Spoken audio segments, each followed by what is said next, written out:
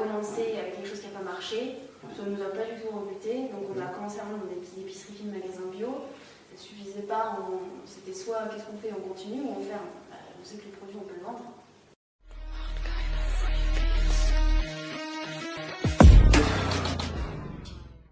Bonjour et bienvenue à tous sur cette interview d'entrepreneurs. Aujourd'hui, nous sommes du coup avec Élise, Bella et Maxime Chaillon.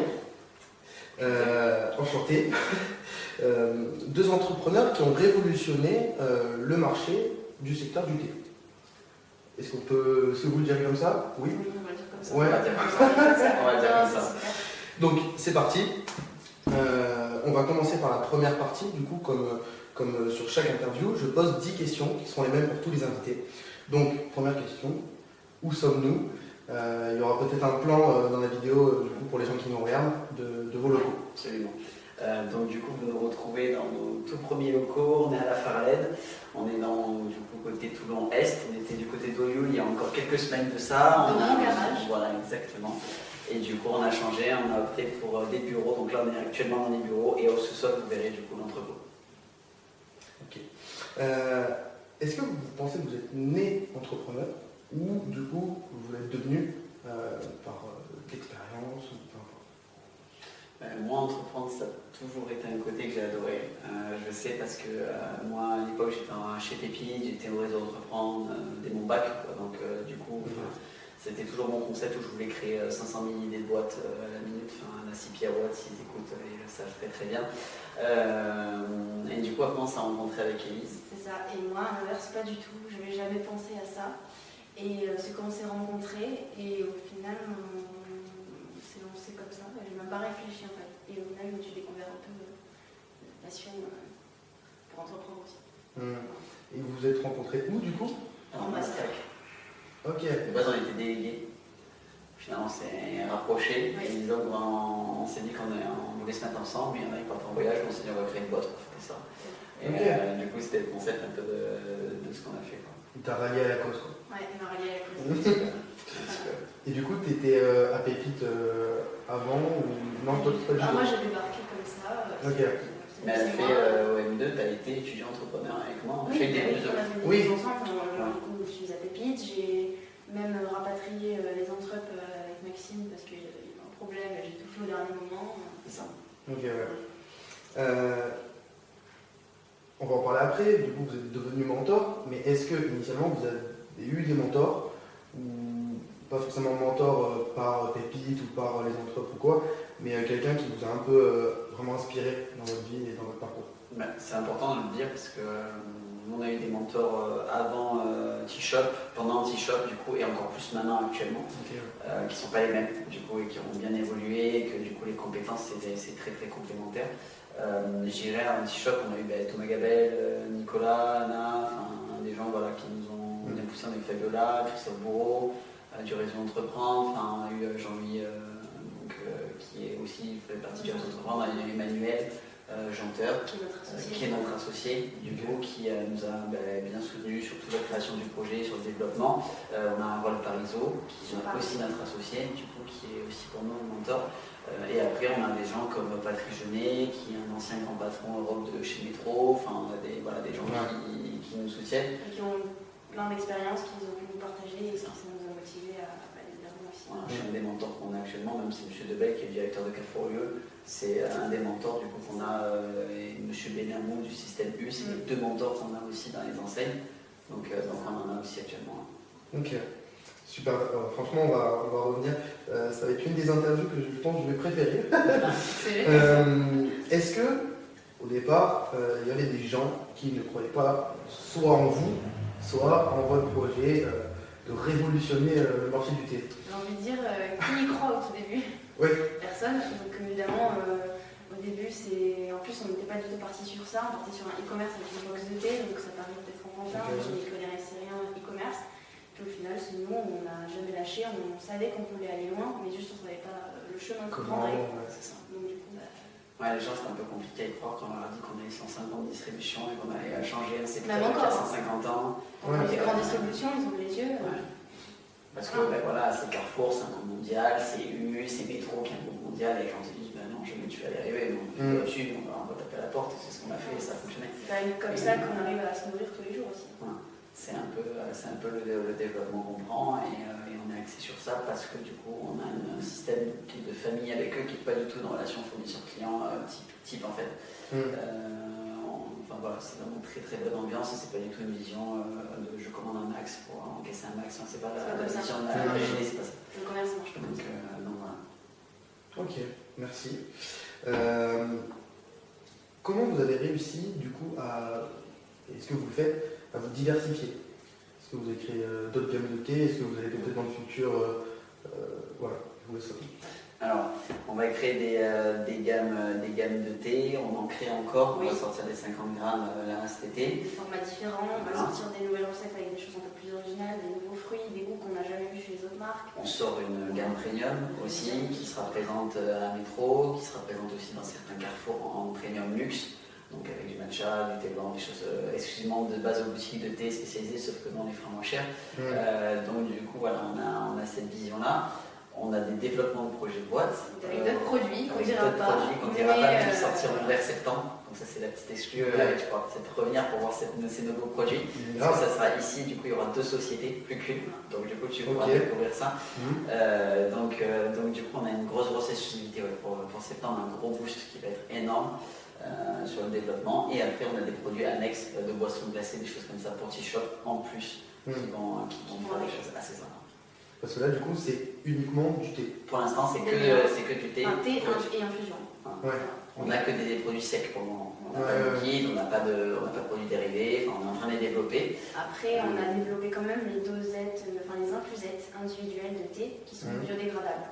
Ok. On a mis dans le maïs, tout ça, chose qui ne se passe pas chez les autres marques. Là, cet été, on va lancer les 50 grammes, on va lancer des sirops de thé à base de thé infusé. On est seul en France à faire ça, qui est comme le sirop d'érable. Sauf que du coup c'est un sirop de thé et qu'il a le goût de notre thé qui peut sucrer le thé sans pour autant dénaturer notre thé et en même temps il a 50% de sucre en moins. Donc c'est vraiment un concept Pourquoi boire de l'ice tea en fait? Donc du coup on va faire un truc comme ça avec où tu peux mettre sur tes crêpes, ça fait une crêpe sucrée. Enfin on a plein de concepts et on a développé ça, on va le sortir et du coup on va être en exclu dans nos magasins parce qu'on est seul à le faire en fait. Donc du coup on a plein de petits projets comme ça. C'est sympa. Rien que sur cette réponse, on voit l'ambition, franchement c'est génial. Quelle a été du coup la décision la plus compliquée dans cette boîte-là ou même dans votre vie? Je dirais pas des décisions, mais je dirais plutôt des moments. Des choix. Ouais, des choix, parce que tu as des vagues en fait quand tu es dans l'entrepreneuriat. On a commencé avec quelque chose qui n'a pas marché, ça ne nous a pas du tout rebuté, donc on a commencé à vendre dans des petites épiceries, fines, magasins bio. Ça ne suffisait pas, c'était soit qu'est-ce qu'on fait, on continue ou on ferme. On sait que le produit on peut le vendre. Donc j'ai envie de dire c'est des choix à prendre quand personne ne nous suit. C'est être sûr que ce qu'on va faire, ça va vraiment réussir. Et décevoir tout le monde. Mais comme tu es dans le système français, tu as les banques au départ, ils te disent t'es gentil, oui mais on soutient. En fait t'es au tout début, donc ciao, et quand tu réussis après 2 ans, tu dis mais tu sais, on savait que t'étais un winner. Tu es là, t'es en mode ouais bien sûr. Mais regarde, personne n'était là, tu vois. T'as 20 ans en master, tu as des grandes ambitions, il est mignon, mais la réalité c'est autre chose. C'est ça. Donc du coup, je sais qu'il y a des moments sur le compte bancaire, maintenant on n'est plus du tout à ça, mais il y a des moments où je me rappelle un soir, on était à 180 balles. Mais on s'est dit, il y en a encore. Et on s'est dit, bon, ça il y a 180 balles. Tu vois, mais c'est génial. Il y a 180 euros. On va faire des choses avec ça. Et après, on a fait beaucoup de marchés à Noël et tout, à l'époque on faisait ça. On a réussi à remonter, mais on est passé, je sais pas, 2 nuits, on s'est dit, bon, si on continue comme ça, dans 2 jours c'était fermé. Mais encore un moment, on s'est dit, on va fermer en fait. On s'est dit, on n'a pas le choix. Et avec ces 180 euros là, vous avez fait quoi? Enfin, est-ce que vous aviez du stock à côté? On avait du stock avant. On avait du stock On a encaissé à fond. Et on fonctionnait en flux tendu, après les investisseurs, on a trouvé les billets d'amélioration, les boutiques, les magasins, et c'est là que c'est parti. Là, on va essayer de lever dans les 300 000 euros, donc actuellement en fonds de développement, pour développer du coup T-Shop, les aménagements, avoir du cash pour les stocks, pour la pub, pour les commerciaux, pour les animations. Voilà, donc on a beaucoup de cash. Là, on revient du banquier du coup juste avant l'interview. Spéciale dédicace d'ailleurs, on espère que le privé est accepté. Et du coup, comme ça va permettre un peu de développer toute la boîte. Ok, trop bien. Dites-moi 3 mots, du coup chacun, qui drive un peu votre vie au quotidien, d'une manière perso, pas forcément que business, mais vraiment qui drive votre vie? Bah, moi je dirais rigueur, ambition et créativité. Parce que j'adore créer, je suis créative, j'ai très rigoureuse, ça tu pourras le confirmer. 100%. Et j'ai d'ambition, sinon on n'en serait pas là. Ok. Moi j'aurais dire mission, être heureux, parce que si t'es pas heureux dans ce que tu fais, que tu fais le matin, clairement, moi je sais que l'entrepreneuriat, un peu nous deux, honnêtement ça me faisait chier d'aller dans un boulot où j'avais pas envie d'y aller. Donc je me suis dit, je vais créer bien en fait. En gros c'est un peu le concept où on va devoir se bouger le cul. Moi je l'aurais fait, mais j'aurais pas été conquise. Et j'aurais dit le dernier mot, j'aurais dit un amour entre nous deux parce que c'est quand même ça la pièce maîtresse du truc. Et puis en gros, sans ça, j'aurais pas créé T-Shop. Honnêtement, et on n'aurait pas, je pense. Si je t'avais pas connu, on ne serait pas là aujourd'hui. Voilà. Il n'y aurait même pas d'interview. Il n'y aurait pas d'interview, voilà. Super.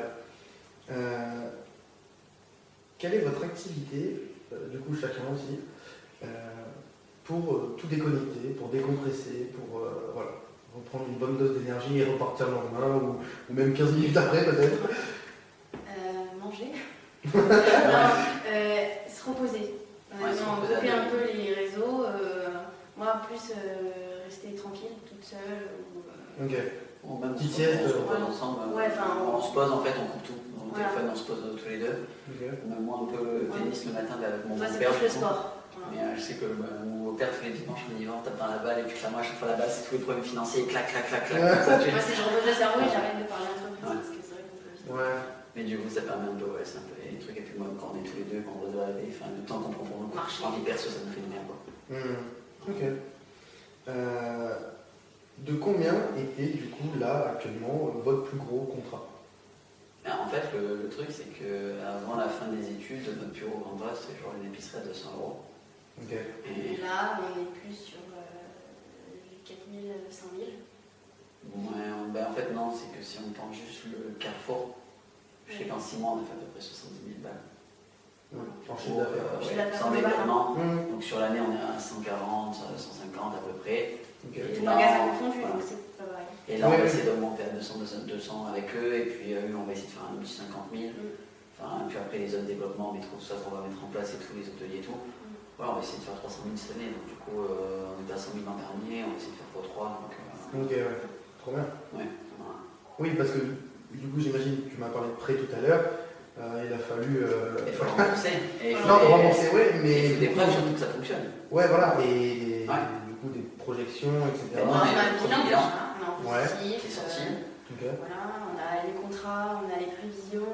On a fait 100 000 balles la première année en étant à la fac, donc ils nous ont dit vu que tu étais à la fac tous les jours, si tu fais 100 000 €, c'était en temps plein, tu peux faire 200 ou 300 Après, on a les contrats, c'est écrit mensuellement. Donc on a les contrats sur un an, on va avoir les centrales d'achat Carrefour qui vont un peu se décoincer. Là, on va à Toulouse dans 2 jours pour les Carrefour en centrale d'achat market. Donc il y a quand même une centaine de magasins, donc après, on est capable quand même de faire du volume. Donc ça, c'est pas plus trop ça le problème. C'est juste maintenant de tout mettre en place. Mais du coup, oui, c'est un peu les garanties. Ok. Où vous voyez votre boîte dans 5 ans et où vous, du coup, en parallèle de ça, comment vous vous voyez? Dans 5 ans, la boîte elle sera dans 5 ans, j'aimerais bien qu'on soit leader en GMS, en vrac. Pas dans le thé, parce que le thé, vous êtes une tonne, c'est très bien. Mais en vrac. En GMS, 5 ans, c'est. Oui. En vrac, au moins, pas en national, mais peut-être déjà dans toute la région sud. Région obligatoire. Région sud, PACA, ça sera, parce que ça fait depuis juin 2022, donc on serait en 2026. Donc oui, PACA, oui. Ça va, on n'est pas si optimiste que ça. On aimerait être en Rhône-Alpes, PACA Sud-Ouest, être les leaders là-dedans, et commencer Paris, et être déjà bien implanté dans tout le reste de la France. Ok, parce que Paris, ça correspond un peu à une grosse opportunité juste par rapport à Paris, ou par rapport à tout le reste de la France? Non, parce que la région parisienne, c'est un peu la cible aussi de notre produit. C'est en fait le truc, c'est que alors déjà le budget rythme de vie différent, évidemment, ça a l'air plus élevé. Le rythme de vie plus cher, mais aussi la mentalité jeune, tout ça. Donc c'est quand même le concept que quand tu prends un produit qu'on a, tu as mis une hôtel derrière dessiné comme Michelin Bustin, donc c'est vraiment un concept un peu où on s'identifie. Et surtout qu'en fait que dans les groupes où on est de GMS, mais en fait les plus gros chiffres d'affaires c'est PACA et en fait Île-de-France, Paris, Île-de-France. Donc il y a plus de monde, mais aussi c'est des personnes qui sont un peu plus sensibles à tout ce qui est naturel, les produits, et sont un peu plus. C'est un peu les deux régions qui marchent le mieux, donc partout. Donc que ça soit même un métro, par exemple, le métro c'est PACA et Île-de-France, donc du coup c'est pour ça c'est raccord. Ok. Ça va avec. Ok. La dernière question, du coup, des 10 premières questions, il y a une question un peu bateau. Est-ce que vous aurez un conseil pour les jeunes qui voudraient entreprendre? Moi, j'ai fait les jeunes et les moins jeunes. Ok. Donc voilà, 2 personnes, donc quelqu'un qui sort des études par exemple, et quelqu'un qui a 50 ans peut-être, qui vient de se faire virer ou peu importe, et qui veut faire une reconversion. Voilà. La personne jeune, je dirais de foncer, Mhm. tout en structurant, mais se foncer. Ouais. La personne plus âgée, de ne pas se laisser déstabiliser par les années d'expérience qu'il a vécu avant et tourner une nouvelle page. Ouais. Genre réécrire un oubli. Ouais, pas aller Ok, pas avoir peur d'aller dans le flou, dans le sens où tu sais dit, Ouais. machin.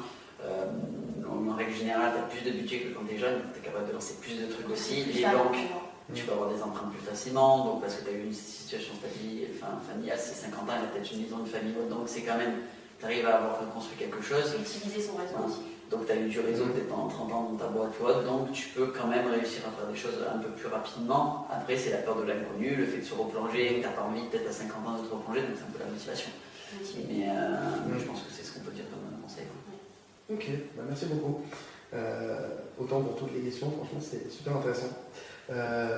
On va passer du coup à la deuxième partie. Donc je rappelle, le but c'est de reprendre un peu la vie du coup des entrepreneurs pour aujourd'hui. Donc où tout a commencé, où vous êtes né du coup, tout simplement. Ok. Eh ben, en classe. T'es né en classe? Non, mais non. Ah. Et on est. Ouais, non, nous c'était en. En fait, ça a commencé déjà en classe, ouais, c'est ça, c'est marrant de dire ça. On était délégués, et moi, la première fois que je l'ai remarqué, c'est quand elle levait la main pour être déléguée. Ok. C'est vraiment ça le concept. Tu m'avais remarqué avant, je crois. Oui. Donc voilà. Et pas forcément rigolo. Ouais, au début, on se prenait la tête en plus. Je voulais être meilleur que lui. Non, c'est déjà là. T'es un peu admiratif de moi, donc non, je déconne.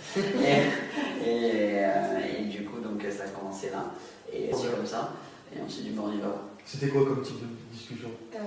Des poissons. Glacés avec sucre. Moi, j'étais trop café, quoi. Moi, je connais bien les infusions d'été, j'adore ça, j'ai tout bu. Et je dis, là, si on part sur ça, je connais plein de choses. Et c'est vraiment partie de cette phrase. Okay. Ah, il y avait quand même la réflexion d'avoir.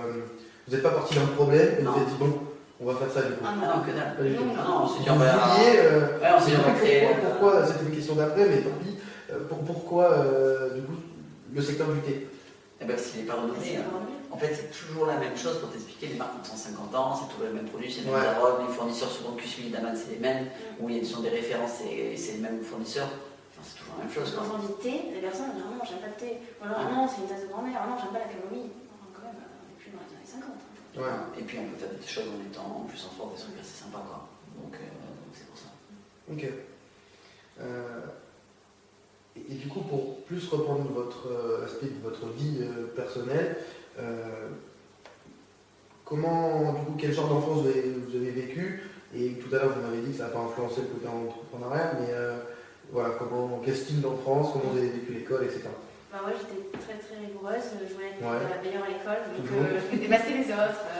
Donc voilà. Il y avait cet instinct de Ouais, compétitivité quand même. Oui, j'ai toujours voulu avoir des très bonnes notes, même si j'en avais des mauvaises, évidemment, comme tout le monde, je n'avais jamais les lâcher en fait. Pour vous donner une ordre d'idée, j'avais des notes en maths 3 au collège, bon, j'ai fini avec 16 au bac. Voilà. Trop bien. Enfin, comme quoi. Ouais, c'est vrai. Ça veut rien dire. Non, moi j'étais assez compétiteur aussi quand j'étais. Je sais qu'au lycée-collège, moi j'ai fait ma scolarité à Fénon. Et du coup, je sais que j'étais quand même assez sur mes notes, des choses comme ça. Je voulais faire des écoles de commerce et tout, donc du coup, moi j'étais pas fait d'études Covid et plein de choses. Mais du coup, je sais que je suis assez comme ça aussi au niveau ambition, entrepreneuriat, compétitivité, économie, tout simplement, ça me plaît. Donc, du coup, voilà. Ok. Ensuite, est-ce que du coup, peut-être pendant vos études, avant T-Shop, est-ce que vous avez déjà lancé un premier petit business, je ne sais pas, peu importe. Oui, depuis que je suis petite, je disais que je voulais vendre des vêtements. Alors, il y a eu la magnifique invention de Vinted. Ouais. Et j'ai investi le garage de vêtements. Et j'ai vendu, pas mal. Hein. J'ai vendu jusqu'à 500 € de vêtements. Hein. Et c'était là actuellement ou plus jeune? Enfin, plus jeune. J'ai rencontré, déjà, elle était en plein essor de Vinted. J'ai récupéré les cartons d'Amazon et je mettais les vêtements dedans et je les renvoyais comme ça. Et toi qui as montré son garage, je me suis dit, waouh, c'est Il y avait vraiment une étagère avec les vêtements habillés. Je me disais, qu'est-ce que c'est, tu vois, elle me disait, j'ai des vêtements, et je me suis dit, bon, elle doit avoir un dressing comme tout le monde. Et quand j'étais petite, j'ai mangé des coquillages sur la plage. Sans TVA, t'imagines. Illégalement. Voilà, trop bien. Ouais. Trop bien, trop bien. J'avais 6 ans. Ouais. Mais du coup, voilà. Mais il y avait quand même, donc Oui, comme quoi, oui. d'ailleurs, tu disais non. Bah, en fait, mais- c'était pas dans ma tête, mais au final, c'était. Ouais, c'était inné. Ça s'est développé, quoi. Ouais, c'est vrai. Et moi, j'étais un peu des projets entrepreneuriaux que j'avais avant. Mais, Ah, l'autre, toi, c'était une entreprise. ouais, mais j'avais rien de concret, on va dire. Enfin, je faisais pas des Ok, trucs ouais. sur Nintendo, donc j'étais assez pauvre. Et du coup, ouais, c'est pour ça qu'on si on a fait ça après, quoi. C'est ce qui est concrétisé. Ok, trop bien. Et du coup, avec combien d'argent vous avez du coup, créé T-Shop? 2 000 € chacun. 2 millions chacun. Le capital On social. est parti avec Ouais. 4 000 au total, et puis on y va. En fait, on les a coulés à la base parce que la première chose n'a pas fonctionné. Donc, il nous restait 500 €, et c'est avec 500 € qu'elle est le reste. Et qu'on est descendu à 180. Et qu'on a remonté. On est remonté. Trop bien. Beaucoup d'argent. C'est un peu des briefs. Ok. Mais du coup, bon, peut-être qu'on y reviendra après, mais comment vous avez investi du coup ces 4 000 €? Comment vous les avez structurés? Parce qu'il ne faut pas les balancer dans n'importe quoi. Non, mais nous, on n'a pas trop réfléchi. On a commandé des stocks. Ok, Ouais, tout ça. Et on a vendu nos stocks. On s'est dit, on achète, on s'est dit, dès qu'on a les stocks, on devient un peu grand. Voilà. Ok. Le stockage, c'est bon, on verra le reste. Et puis, voilà. Ouais. En fait, nous, ce qu'on voulait, c'était qu'en mode, tu sais, des fois, tu finances ta boîte et t'as pas de chiffre, et c'est juste un prévisionnel. Et on voulait prouver que ça marche. En fait, c'est un peu le côté américain que nous on préfère, c'est-à-dire ton business il marche, mais en fait tu viens devant la personne, mais par contre tu fais déjà de l'argent pour lui montrer que ça marche en fait. Parce que juste un projet, ça veut rien dire. Enfin, non, on fonctionne comme ça. Donc, Je pense que c'est beaucoup mieux. Ouais, c'est pour ça. Enfin, c'est plus concret quand tu dis je fais 30K à l'autre et que sur tes 6 premiers mois tu as fait 40 000 € et tu dis bah ouais, j'ai fait 40 000 €.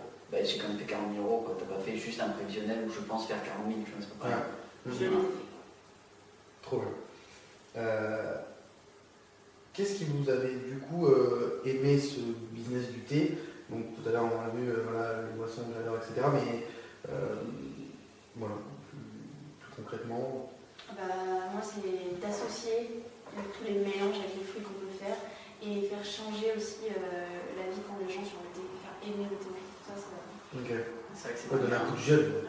ouais. Et c'est vrai que. Mettre un coup de pied dans la famille, clairement. Ouais. Et puis le côté santé qui est cool aussi parce qu'il n'y a pas de sucre, il n'y a pas d'arôme et tout.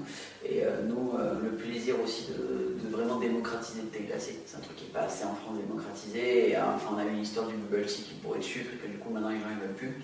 Et du coup, en vrai, le thé glacé, c'est quand même un truc qui est extraordinaire sans sucre et tout. Et les fleurs, des pétales d'hibiscus, on va avoir des framboises entières. Enfin, c'est un truc incroyable. Que si tu le connais, après quand tu le goûtes, t'adhères, parce que même moi j'adhère, donc du coup... Ouais, forcément, vous soyez les premiers corrects. C'est ça, exactement. Et un ancien de café, donc je sais. Ouais, et du coup tu ne bois plus de café? J'en bois encore un peu, parce que j'aime quand même. Ouais. Mais du coup, je suis passé quand même bien de thé. Voilà. Je sais que l'été, par exemple, je pouvais boire que du thé glacé. Là où à l'époque je prenais du café, je bois que du thé glacé. Parce que j'ai un framboise, j'aime le pastèque, je trouve ça trop bon et que ça me fait plaisir. Ouais. Et du coup, là, il y a combien de fruits, enfin de plusieurs, fruits dans votre gamme? On a 4 références qui changent en fonction des saisons. Ok. Donc cet été, on va avoir du citron-menton, la framboise des Alpes, on va avoir la fraise au niveau d'ici. Enfin voilà, on arrive à mélanger des super produits et ça fait des choses vraiment sympas. Ok. Et du coup, justement, votre argument phare, même sur votre description LinkedIn, c'est des vrais fruits et sans arôme artificiel. Mais du coup, moi j'ai une question. Du coup, quelle est la proportionnalité du thé sur le marché déjà avec les arômes artificiels? Est-ce que vous êtes vraiment les seuls ou il y en a beaucoup qui font ça? Il y a une marque qui fait pas ça. Il y a des marques qui font du thé bio avec pas d'arôme du tout et pas d'arôme artificiel. Mais il n'y a pas de vrais morceaux de fruits, il n'y a pas de vrais morceaux de feuilles. C'est mixé. Tu as des marques, une en GD par exemple, le sachet c'est mixé à l'intérieur, c'est de marmotte. C'est une bonne marque dans le sens où tu n'as pas d'arôme artificiel. Par contre, c'est la poudre en fait. Quand tu l'ouvres, c'est mixé. Et du coup, tu n'as pas la vraie feuille de thé, tu n'as pas le morceau de fruits. Donc, du coup, en termes de feuilles de thé entières séchées avec des morceaux de fruits coupés, on est les seuls. Ou alors, il va y avoir des infusions avec des vrais morceaux de fruits, mais en fait, c'est des fruits confits. Donc, c'est sucré. Et donc vous, il y a vraiment le fruit. Oui. Tu as le fruit, tu as la framboise qui est coupée en deux. Et tu vois une framboise séchée. Quand tu la réhydrates, tu peux la manger. Trop bien. C'est tout. Ok. Manger son thé. Ok. Et est-ce qu'il a destination uniquement pour faire du thé? Tu peux cuisiner avec. Parfait. Ouais. Ok, trop bien. Nous, on a un restaurateur, l'hôtel de la Tour. L'hôtel de la Tour fait les poissons, cuit les poissons avec nos thés. Trop bien. Enfin, donc tu peux manger tes plats avec nos Ouais, thés. c'est ça, on peut réutiliser le thé, on peut infuser. Et puis vous allez faire peut-être un e-book, même un livre Alors, avec ces recettes. Pourquoi peut-être pas un jour. Peut-être Ça un serait, jour. c'est une idée que, en plus, je sais plus qui nous avait déjà posé l'idée. C'est vrai. Je pense que quand on arrivera un peu à dormir un peu plus et se poser, oui. Ouais, Il va y avoir plein de recettes. Mais il faudra un peu s'équiper en termes de staff, de monde et tout. Ouais. Mais après, c'est un projet qui peut être fait pour développer le côté culinaire, surtout qu'on l'a quand même fait un petit peu. Avec des En cocktails. Donc, Oui, ça, on en fait. Ouais. On a des recettes. Tes moritos cet été. Hein. Cet été, on a un thé morito où tu mets du rhum dedans, tu fais une infusion d'eau pétillante, ça fait ton morito sans sucre. Enfin, on a des trucs assez sympas. Donc, ouais. En vrai, ça serait un truc sympa. Ok. Du coup, quand vous dites vrais fruits, comment ça se passe du coup dans la production? Ils sont séchés. C'est séché. Ok. Séché et déshydraté en fait. En fait, si on mettait du fruit normal, tu peux avoir la prolifération de verre ou des choses comme ça. Oui, ça fait bon pour Et, Ouais. et du coup, ça peut vite pourrir. Et du coup, pour la conservation, parce qu'on a une date limite de consommation de 2 ans sur le produit, il faut quand même que pendant 2 ans ça bouge pas. Et du coup, ça peut être que séché. Voilà. Si c'est pas séché, c'est impossible. Et du coup, absorber donc d'eau, donc lyophilisée en plus, ça permet en fait du coup d'avoir aucun développement en fait même de verre ou de choses comme ça. Puis même le fruit frais dans l'eau, ça se désagrège complètement, Ouais. ça n'a pas trop de goût. C'est vrai. Donc, quand il est séché, il garde sa saveur et du coup, quand tu mets de l'eau, il redégage sa saveur. Voilà. Ok. Du coup, aujourd'hui, je sais que vous êtes beaucoup en grande surface, comme vous l'avez dit déjà, mais est-ce que vous allez prospecter dans d'autres métros également? Mais est-ce que vous avez, je sais pas, moi, pas des caves, mais des endroits où on vend vraiment que du thé? On a des salons, enfin des épiceries fines, vrac, Ouais. oui. C'est- Des salons de thé, oui. Du coup, on va le faire, mais bon, Oui. il faut qu'en fait, qu'on développe une force commerciale pour le sac actuellement. Je C'est t'avoue, beaucoup on plus l'a pas. compliqué. Il faut un commercial en fait qui gère les salons de thé et les hôteliers, les épiceries vrac tous les jours. Et du coup, nous, je sais qu'on n'a pas le temps de le faire, mais il faudrait qu'on le fasse. Enfin, c'est un projet qui est en cours et on aura du e-commerce. C'est pas quelque chose qu'on va axer énormément, mais on veut quand même avoir une image. Du coup, pour les gens qui sont sur Paris, qu'on n'y est pas encore, qui puissent commander nos thés, tout simplement aussi. Et que aussi, les gens qui sont en PACA, quand ils vont voir nos pubs sur Insta Web, ils ont aussi vitrine et puis ils peuvent aller l'acheter en magasin ici. Donc, du coup, voilà, c'est vraiment le concept où c'est nos 2 axes de développement en plus. Quoi. Et vous proposez des offres différentes sur le site, avec peut-être toute la C'est ça. gamme, des packs, des goodies, des choses qu'il n'y a pas en magasin. Donc devenir à la fois un site e-commerce pour du B2C Oui. et aussi du coup développer Mais du B2B. de nouveaux distributeurs. C'est ça. En fait, nous, on fait beaucoup de B2B aussi. C'est-à-dire qu'on touche le Ouais. pro qui touche le client qui touche le pro et ça se complète énormément. Ouais. Ok, super. Moi, je suis un peu pareil avec le vin sans alcool, du coup, mais donc c'est génial. Du coup, est-ce que dans la grande distribution, il faut déjà beaucoup de contacts du coup, pour rentrer dedans? Comment ça se passe pour rentrer dans la Maintenant, on a créé les distribution? contacts. C'est-à-dire que directement, à l'interview, à la fin, ça ne pose pas. Monsieur Debelle pourra le dire, mais c'était ça. On ne connaît Ok. pas, mais maintenant on connaît. Ouais. Le secrétaire, on lui a dit, on voudrait voir Frédéric, qui est son prénom. On a dit qu'on a un petit peu bluffé, on a dit qu'on connaissait. Et du coup, il nous a dit, bon, attendez, là, il rentre par là. Quand il est rentré, on a fait bonjour, on se connaît pas, c'est l'occasion de se connaître. Bon, il a fait un thé, on a pitché des choses, et puis en 6 jours, il y a eu le produit. C'est ça. Évidemment, après, ça a fonctionné. Et C'était c'était le premier. Premier magasin. Ça a été le premier magasin de notre vie. Il n'y avait pas de code barre dans les produits, Ouais. et il y avait une étiquette qui n'était pas du tout belle. On n'était Ouais. pas sur un On n'avait même pas une étiquette de derrière, rien, Non, c'était rien. Sans code barre. Non, rien. Et comment c'était possible de le mettre en vente du coup? En fait, on les a créés. on les a collés à la main, enfin, c'était un peu On a ouvert un compte en ligne, et puis on l'a collé Ouais. vite fait. Et du coup, on est revenu de loin, quoi. Donc après, on a vraiment beaucoup développé. On n'y est que depuis juillet 2023, donc c'est pas non plus très vieux. Ça fait même pas un an qu'on y est.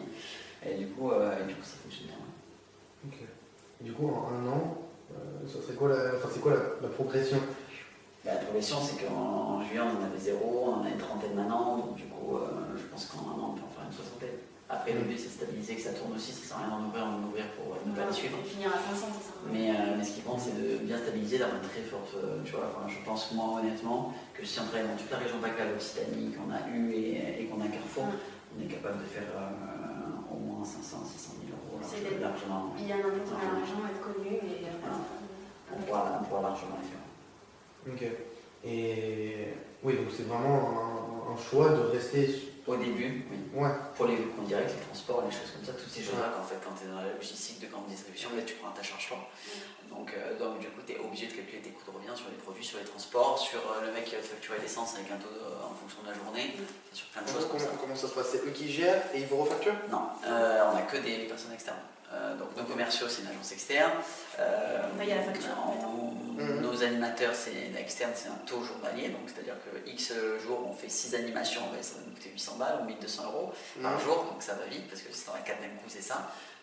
Et les transports, c'est une entreprise familiale sur Vitrolles avec qui on travaille et qui nous livre tout le bassin méditerranéen. Ok, voilà. Ok, trop bien. Du coup, vous avez des réseaux sociaux qu'on peut voir. Oui. Bon, on peut pas les Ils sont voir un peu directement, cachés, mais c'est pas grave.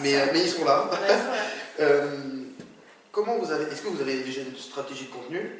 Et si vous en avez une, comment vous l'avez trouvée? Comment vous avez mis en accord justement il faut que je crée du contenu, je vends du thé. Comment voilà. Alors ça a été la première manière. Au début, je postais tout moi, donc je prenais un peu ce qu'on faisait au quotidien. Et après, on s'est dit, bon, il faut quand même un peu structurer. Donc, on a été aidé par une community manager qui nous a fait un peu la base, les vidéos, tout ça. Et maintenant, on a une trame où on explique un peu la marque, on va axer pourquoi on est différent. Et en même temps, il faut partager le quotidien de ce qu'on fait, donner un côté qu'est-ce qu'on fait en fait. Il y a ça, et puis nous, LinkedIn, c'est énormément de démarchage. On fait que ça, c'est du B2B, c'est du B2B à 100%.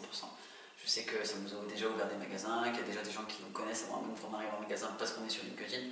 Enfin, on a une bonne strat, nous, sur LinkedIn, je pense. Oui. On fait entre 5 et 10 000 vues par post. Donc, du coup, je sais qu'on est. Nous, on est à 700 vues à peu près par semaine de nos profils toutes les semaines. Donc, du coup, on a quand même pas mal de gens qui regardent nos profils. Et À force de poster telle information dans tel magasin, ça ouvre d'autres. En fait. Tu vois, je sais que le soir, en général, nous, chaque jour, il y a 100 personnes Carrefour qui regardent notre profil. Du coup, 100 personnes, t'as des mecs d'épicerie, t'as des directeurs, t'as des trucs. Et du coup, tu arrives en magasin, mais en fait, il y en a qui te connaissent juste parce que, tu vois, Niem, il nous connaissait juste parce qu'il nous a vu en fait sur LinkedIn. Oui, parce qu'après, on a essayé de connaître un peu les personnes un peu connues dans la clé, de poster les photos avec elles, et puis la photo, tout le monde a vu. Tu vois, on a fait une photo avec le numéro 2 et le numéro 3 de chez Carrefour Monde, du coup, qui était Alexandre de Palmas et Julien Munch. On a fait une photo avec le PDG de U France, c'est un Dominique trop Schechter. événement. Et tu vois, on voit des gens qui, du coup, ils te poussent parce que, du coup, c'est les grands patrons du groupe et que, donc, du coup, évidemment, que ça aide. Non, mais c'est trop bien en plus qu'ils fassent ça, et puis ça montre aussi qu'ils croient en vous, qu'ils veulent pousser le projet. Exactement. C'est trop bien. C'est ça. C'était pas juste une photo. C'est une vraie photo. Non, c'est vraiment un peu de temps, quoi. Trop bien. C'est pour ça. Ok. Du coup, est-ce que, je pense pas, et puis vu l'annoncer, je pense pas que ça va arriver, mais est-ce que vous avez déjà voulu tout lâcher? Est-ce que, à un moment c'était trop, peut-être aux 180 €, on ne sait pas, mais non, du coup, voilà. On a déjà été stressé, énervé, mais de là à tout lâcher, non. Lâcher, non, parce qu'en fait, quand tu as un produit qui marche, que tu as des clients qui disent que c'est super bon, nous on a des retours clients qui nous disent, par exemple, à Pâques, j'ai pas acheté des chocolats, j'ai acheté du thé. Ça, c'est bien. Donc, du coup, tu as des gens qui te remercient et qui te disent en mode continuez, on vous lâche pas et tout. Et tu revois ces ventes et ces clients qui, en fait, tu les recroises 3 mois après, ils continuent à t'acheter tes produits parce qu'ils y croient, qu'ils trouvent ça bon en plus et qu'ils se régalent. Enfin, tu peux pas lâcher. Quand tu as les directeurs, tu vois, qui fonctionnent. On a des bons chiffres fermés, c'est juste parce que c'est de la peur. Et puis en mode quand tu as des clients qui te suivent et que même si au début tu n'as pas fait de com, donc tu n'es pas connu, mais que tu as même dans un magasin sur 10 dégustations que tu fais, tu as 1000 clients, ils trouvent ça au 9 super bon et que sur les 9 tu en as 5 qui t'achètent régulièrement, en fait tu te dis c'est bon, il suffit que je fasse ça 50 fois et ça me fait 250 clients. Alors oui, au début c'est dur, au début il faut travailler en bénévole, mais bon, au bout d'un moment, comme tout le monde, en fait. Ça paye quoi. Au début personne ne se paie, tu travailles tous les jours et nuit et puis à un moment ça paye quoi. C'est ça le but. Comme tout. Ok. Alors, ça va être peut-être un peu compliqué du coup dans votre contexte à vous, mais comment vous voyez votre métier sans être chef d'entreprise, mais dans 50 ans? Wow. Ouais. Comment le marché du thé dans 50 ans, qu'est-ce que ça serait? Dans 50 ans c'est assez compliqué parce que moi je pense que le thé... Non, mais je pense que ça sera pas de la poudre, ça sera même on reviendra sur des bases de thé classiques, des choses comme ça, parce que c'est des choses qui restent. Je pense que plus le temps va avancer, plus les gens vont vouloir du prix, mais ils vont vouloir aussi de la qualité. C'est un truc indéniable, on le voit de plus en plus. Ouais. Je pense que ça évoluera, c'est un secteur qui évoluera, il faudra qu'il évolue de toute manière. Mm. Je pense qu'il y aura des alternatives au thé, peut-être un thé qui, poudres, avec des boissons, tu auras Mm. peut-être des boissons au thé, des choses comme ça qui évidemment viendront à naître, on va dire, parce que les gens voudront autre chose que infuser du thé. Tu auras des utilisations qui sont différentes, et nous on pense en tout cas chez nous que on pense que la diversification c'est ce qui fera notre différence aussi, et c'est pour ça qu'on veut absolument se diversifier et qu'on ne veut pas être avant-gardiste, mais qu'on veut avoir un axe de différenciation qui est différent des grands groupes et qui font que d'infuser. Après, l'essence même du produit du thé, ça ne pourra pas jamais être changé. La feuille de thé, c'est une feuille. Demain, on ne peut pas la transformer en autre chose qu'une feuille et qu'un fruit séché. Mais tu auras une utilisation qui sera différente, tu auras une méthode de consommer qui, je pense, pourra changer largement. Mais le produit à la base, moi, c'est le même. Ok. Bon, écoutez, merci beaucoup pour toutes ces réponses à ces questions de la deuxième partie. On va passer à la troisième et dernière partie de cette vidéo. Du coup, comme à chaque fois, je réexplique un petit peu le concept, mais en troisième partie, normalement, il y aura un porteur de projet. Donc si vous voulez venir et avoir un petit moment de coaching avec du coup nos invités, je vous laisse envoyer du coup l'idée, le projet que vous avez à hugo@tech.com. Et donc là aujourd'hui, on va prendre un cas fictif pour du coup avoir quand même la valeur ajoutée pour les gens qui nous regardent. Donc si quelqu'un du coup veut se lancer, pas forcément sur du thé, mais dans la grande distribution, donc quelqu'un qui veut lancer un produit de manière artisanale ou pas, chacun votre tour, 3 conseils du coup pour vendre des produits en grande distribution. Alors déjà, il faut quand même travailler en amont sa production, donc pas tout faire soi-même. Donc il y a des choses qui devront être déléguées ou sous-traitées, dans toujours le concept local ou pas des marques. Il faut trouver un produit qui va se différencier de quand même ce qu'il y a en rayon et avoir un positionnement prix pas trop haut mais pas trop bas non plus. En fait, il faut apprendre à connaître ton produit. Ce qui est important, si tu vas en distribution, il faut que tu apprennes à regarder ton secteur de marché. Tu regardes tes prix, tu regardes à combien c'est vendu, tu regardes pourquoi, quelle est la différence dans les produits comparé à ce que tu peux faire toi. Moi, je me dis vraiment avoir la notion financière de ton coût de revient, de ton coût de marge, des choses qui sont super importantes, que si tu n'as pas ça, tu ne peux pas le voir. Tu ne peux pas voir l'évolution de ta boîte. Et après, l'idée de la GD n'est pas là pour te faire que du fric et n'est pas une tirelire. Et du coup, les mecs en GD, ils le savent que les grandes marques, c'est que du fric pour eux, et puis ils arrivent, ils font 40 000 euros de commande, et puis ils ne le regardent même pas, ils se cassent. Et le truc de la GD, ça dépend en fait de la relation que tu as, mais tu peux avoir une relation de collaboration que beaucoup de marques n'ont pas, parce qu'en fait, ils ne font que du fric, ils emploient des commerciaux qui s'en foutent. Et c'est un jeu de rôle. C'est un jeu de rôle, et j'aurais dit de mettre de l'humain et de gérer ton côté financier et d'être honnête. Parce que quand tu expliques ton projet, que tu ne te payes pas, nous on leur dit qu'on est quasiment à ça de se payer. Quand on s'est lancé, qu'on n'arrivait pas à faire plus de volume, alors on disait voilà, c'est un peu de temps, on va y arriver, on va faire du volume, et ils étaient ok. Ils étaient ok parce qu'en fait, ils se placent à la place, on a 23 ans, on a 24 ans. Le produit est bon, il est bien, il y a des bons retours. Il y a très peu, il n'y a aucune jeune marque d'ailleurs en start-up qui est aussi jeune chez Carrefour, on est les seuls. Du coup, on est, à part ça, t'as Danone, Nestlé, machin, mais on est les seuls. Et du coup, on est tout ça. Mais au final, un jour on sera peut-être tout ça. Et en vrai, on est les plus jeunes. Donc pour eux, pour l'image de marque et pour notre image, en fait c'est gagnant-gagnant. Ils aident des startups super jeunes et nous du coup aussi on vit en partie en rentabilité grâce à eux. Ok. Et il y a une question aussi que j'ai oublié de mettre. Est-ce que vous avez fait des campagnes Ulule ou pas du tout? Pas encore. C'est un truc qu'on va monter, c'est un futur projet qu'on va monter avec quelqu'un qui est en train de refaire le site internet, c'est lui qui s'en chargera. Mais on devrait en faire une vers décembre. Parce qu'au début, en termes de marketing et de communication, on était très nuls. Donc on va en faire une très très calée pour décembre. Ok. Trop bien. Donc, encore 3 conseils, mais pour créer du coup le produit. Tu as un petit peu répondu, mais peut-être pour le pousser. Créer le produit, j'aimerais bien connaître ce que tu veux faire. Parce que ça, si tu sais pas vers où tu vas pas savoir comment le faire.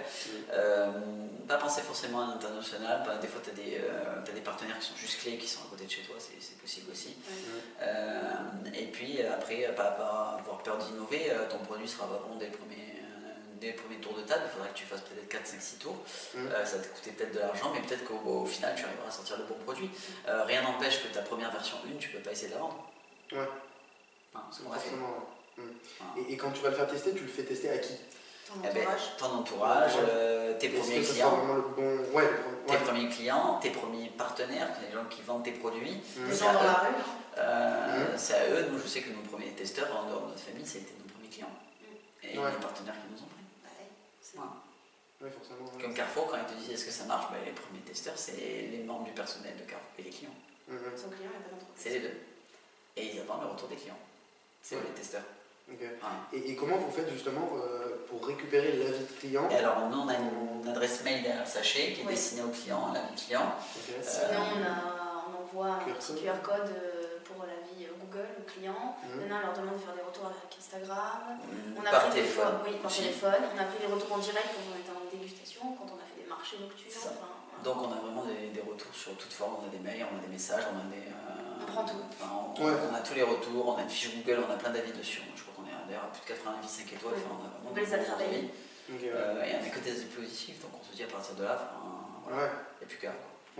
Voilà. Let's go, quoi. C'est ça. Ok. Et du coup, il y avait une question un peu similaire, mais si vous regardez du coup depuis le début, qu'est-ce qui a été les vraies leçons et les points vraiment importants qui du coup ont fait tout le processus là, de ces 1 an, 2 ans? Je dirais les leçons, ça a été les arnaques qu'on a suivies, Oui. parce qu'on en avait plein. Ok. On avait plein de mecs, parce que t'es jeune, mais ils te font du fric. Et ils te font Ok. beaucoup de fric. Et comme toi, t'es jeune et que tu te dis, oh, il a de l'expérience, C'est ça. je vais le croire. Bah non, jamais. Que ça soit dans la conception de produits parce qu'on a eu quelqu'un, que ça soit dans le commercial parce qu'on a eu quelqu'un, que ça Ouais, soit. voilà, donc c'était vraiment des services. C'était des services en plus clés au départ, au On a début perdu sur de notre l'argent. premier produit, on a perdu beaucoup d'argent. Sur la commercialisation, on a perdu beaucoup d'argent parce que, par exemple, il manque des paiements encore qu'on n'a pas reçus parce que le mec a fait n'importe quoi aussi, on se met à la place du client. Et du coup, on a subi des choses que du coup, on sait qu'on ne fera plus l'erreur, on va dire, de se projeter ou de foncer maintenant dans un projet parce que du coup, on a subi ces erreurs et que de toute façon, il fallait qu'on les subisse pour grandir aussi. Parce que c'est comme ça qu'il faut voir les choses. Mais du coup, oui, on a subi des trucs évidemment, bien sûr. Donc l'âge, il ne faut pas que ce soit. Il faut pas se mettre derrière son âge et dire oh, je suis trop jeune. Il ne faut pas non plus prendre trop la confiance. Il ne faut pas oublier non plus comme voilà, on est. C'est pas une question de prétention, mais on est patron, il faut agir en tant que patron. Et tu vois, quand tu es patron, tu gères ta boîte de A à Z. Au début, on était plus trop gentils. Et du coup, tu vois. Comme, Et puis après, savoir ce que c'est aussi. Oui, bah oui, on découvre. Mais on discutait, voilà, c'est le et même puis on chose. discutait même un jour, tu vois, entre nous et nos associés, ils nous disaient un jour, tu auras peut-être des gens qui vont se lever le matin et que leur vie de famille va dépendre de toi. Et du coup, c'est pas pareil. Oui, t'as 20 ans, mais pense à l'avenir. Et peut-être que, je dis n'importe quoi, dans un an, il y aura notre premier salarié, que le mec tous les matins il va se lever, que si on ne paie plus, payer le chômage. Ouais. Et du coup, tu commences à te dire, bon, ok, Ouais, c'est là, il va falloir que tu grandis. Et à l'inverse, quand il y en aura 100 ou 100 ou 200, j'espère pour vous, ne pas oublier, parce que peut-être... Ne pas oublier d'où tu viens, c'est ça qui est important. Qu'on est tous des humains et que toute la boîte, si elle est créée, ça part d'humains, de base de nous, puis après toutes les équipes qui nous rejoindront, qui feront aussi grossir la boîte. Ouais, complètement. En tout cas, merci beaucoup. Merci à toi. Élise et Maxime. Déjà pour toutes ces informations, et puis peut-être que certains vont vouloir peut-être lancer leur entreprise ou quoi. C'est vraiment le but de ces interviews. Et du coup, la semaine prochaine, pour une nouvelle interview d'entrepreneur. Super. Merci à toi. À chaque fois,